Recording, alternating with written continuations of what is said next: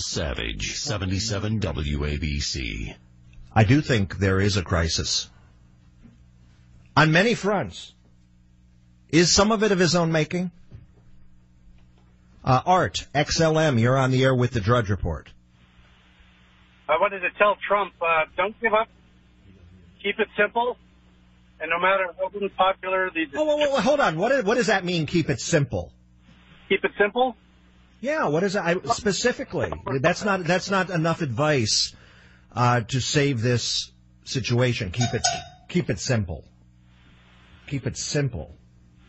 Yeah. Okay. We have times as humans to overthink things. There's a lot of decisions. There's a lot of bills that are trying to be passed, but people end up getting things added on to them. Well, but hold on. You don't think that Congress is deliberately sabotaging? Because I suspect there's a sabotage.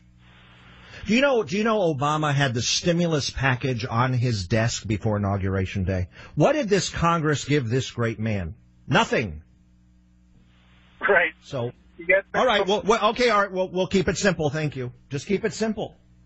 Well, I did. I brought you Chinese food. Well, more simpler as that. It is Matt Drudge here celebrating the 75th anniversary of this man. It is an anniversary of sorts. It is unbelievable, and I'm so honored that you're here. I turned my microphone over to him and my chair. Well, now you're not going to get it back. Because this is the quality of calls you're getting? Yes. Keep it simple? Yes. I don't know how to save it? No. Matt, how many years have you had the Drudge Report? It's 22. I started in 95. When did you start? 94. Okay, so we're all kind of, you were birthed a little bit before me. I have not missed a day. You practically don't miss a day. I take vacation days. It's been a heck of a ride, and it just feels like yesterday.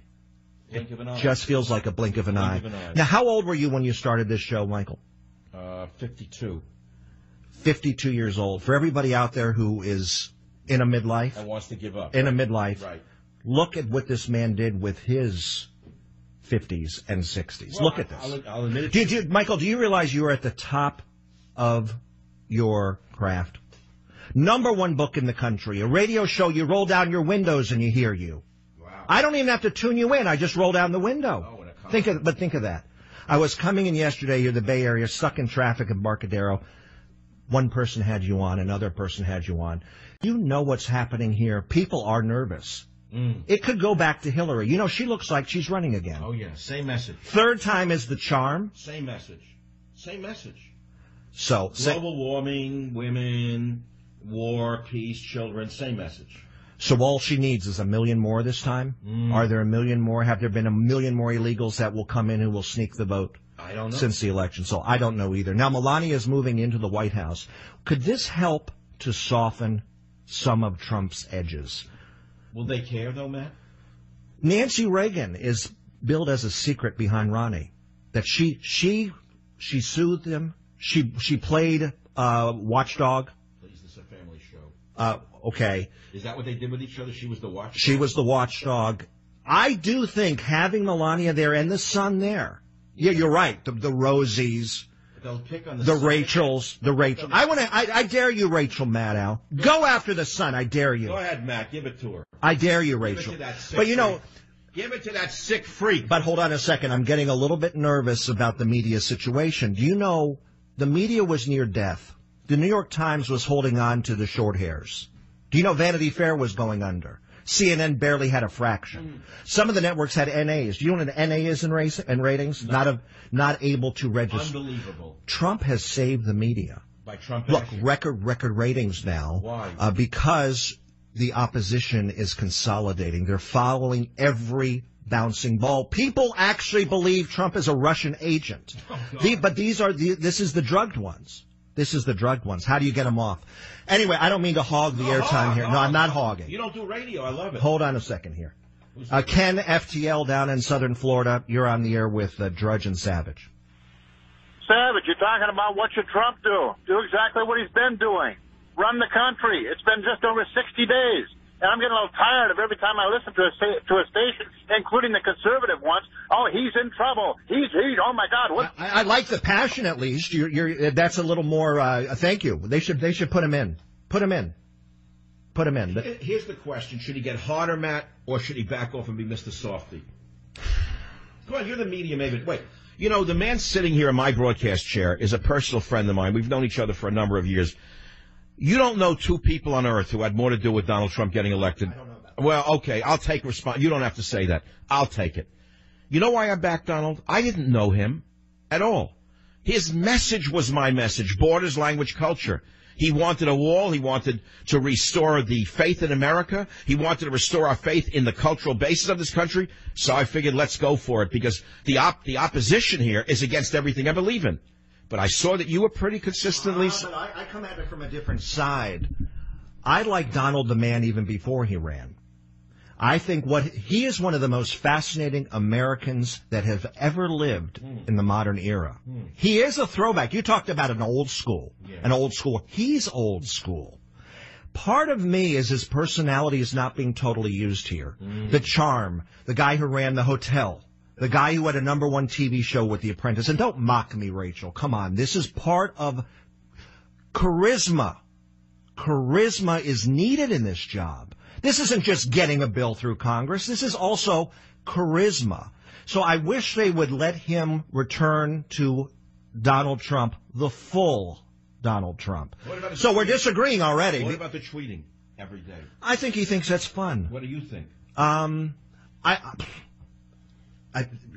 Twitter to me, I don't do much of it, because I don't think the audience is that large. I think it's the junkies that are, it's feeding the junkies.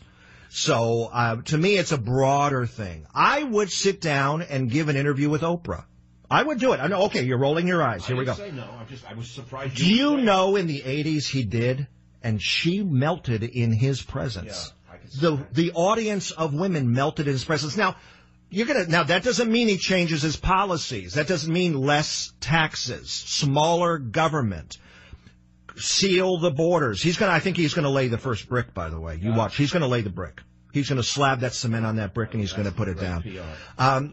But why not do a little bit more to reach out to the other half? Now, maybe I'm wrong. Maybe that's the Condoleezza Rice. You have been listening to the man who I affectionately call the Hearst of our time. And the thing about Matt Drudge, he doesn't want to hear it. He's just exactly a guy in my house. We just had Chinese food together. He honored me by coming out for my birthday to be with me because he's my friend, number one. But he's also, never underestimate the statement I'm going to make. Ordinary guy. You see him in the street, average guy, but he's probably the most powerful media figure in the country. He doesn't want to hear this. So he says to me, Michael, do you realize your show is really that powerful? I see the same thing you see in me, I see in you. Why? Because we know our realities, meaning if you can walk with kings and never lose the common touch. Well, I was in D.C. this week. I couldn't wait to get out of there. Nonstop sirens, nonstop bomb threats, a very strange feeling in the air. I grew up in D.C. It was never like that. A sense of something is not right. The highest percentage of Hillary voters was where? Washington, D.C. Really? Trump is living in a place with the highest percentage of people who voted against him. It would have been as if Hillary went to Wyoming. No, it'd be like Michael Savage broadcasting in San Francisco. Come on. So maybe it can work. It works. Maybe it can work. All right, early days, Rasmussen, who I trust, who was literally the closest in the general election. People don't realize that. Rasmussen actually got it right. He is showing danger for Trump. I don't think that's fake. I think he is showing danger. I think attacking the Freedom Caucus was calculated. To get something through the House, that still doesn't mean he can get it through the Senate. You've got McCain who's going to block. You've got Lindsey Graham who's going to block. So Donald Trump has been dealt a very bad hand here. Does the audience understand that? He has a bad hand. And that's just the way it is. Now, do you leave the casino altogether? Do you go take a break? Does he take a break? You told me you think he should disappear for a while. Well, Nixon wasn't in your face. Since when did the president become someone who was in your face daily? I wish he would just go to work behind the scenes. Just go away behind the scenes and go to work. Don't be so. But I think with after Bill Clinton, you had to be in the public face every day. You had to be part of the pop culture. Obama took it to new heights. Mm-hmm. The cover of People magazine every other week, or you're out of favor. I don't think President Trump needs to be out front every day saying something. I think we would respect him if he got serious things done, and the end result, you judge the tree by the fruit. You're listening to the Savage Nation, and we have a very important guest. He's just left the theater. He's done more than I ever thought he would do. He honored me by coming here, but he also is extremely private, and I implored him, after stuffing him with Chinese food, to please say a few words to the audience. And he's so good-natured that he just did it. But don't underestimate the influence of this man. Everybody in the world who is in the public eye reads the Drudge Report every day, as I do. We all know that. So you just heard his view of what must be done for the president to thrive. It's that simple. And what I'm going to ask you, the audience, is a similar question again.